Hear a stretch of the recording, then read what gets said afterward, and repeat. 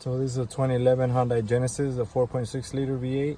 And it's weird because when you first start the car, like in the morning, the battery light won't show up. But once you come back and turn it off, and then you try to turn it back on, it won't. The battery light comes on, the alternator is not working. So we're gonna try to change the alternator today.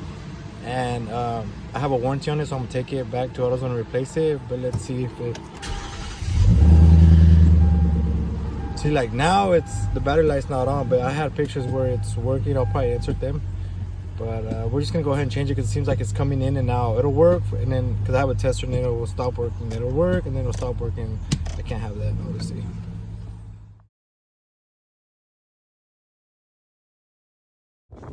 Okay, so far is what I got. You take this off first.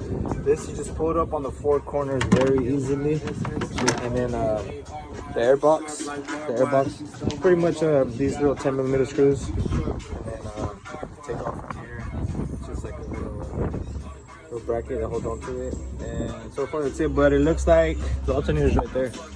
Looks like I might have to take the fan off, open up the radiator to be able to pull it out. And underneath doesn't look like it's gonna be a possibility either, so yeah. So I took off the coolant box, take it off, 2 10mm bolts inside, and then there's some clips down there.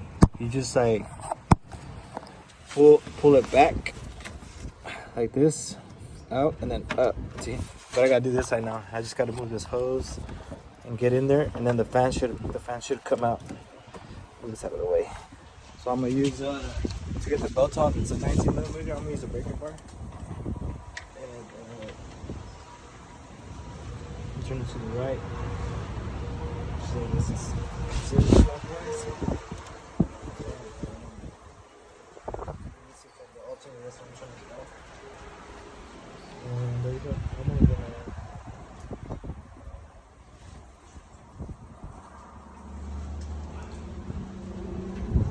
and then the fan you just move to the side half that's connected, so you don't really, it's not in the way.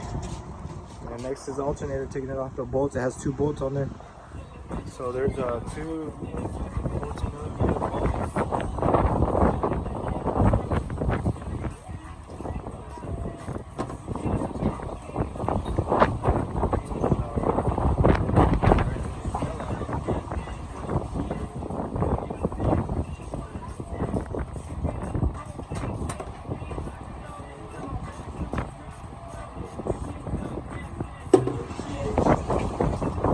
So I was actually using a socket with the wrench, but for some reason the bolt, where's it at? It hits right here when you have the ratchet.